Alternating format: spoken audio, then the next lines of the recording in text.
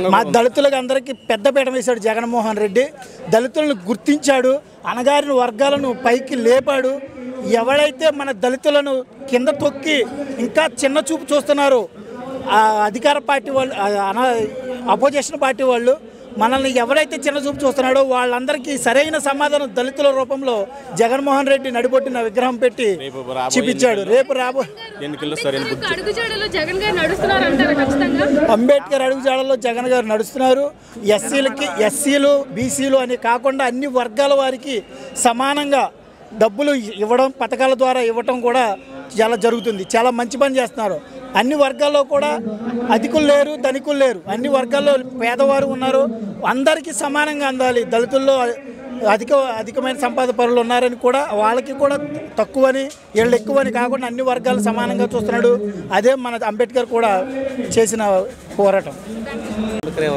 విమర్శించాడు చంద్రబాబు నాయుడు గారు అంటున్నారు కాబట్టి ఆయన సీఎం సీట్లో కూర్చోవడానికి కారకుడు ఎవరు?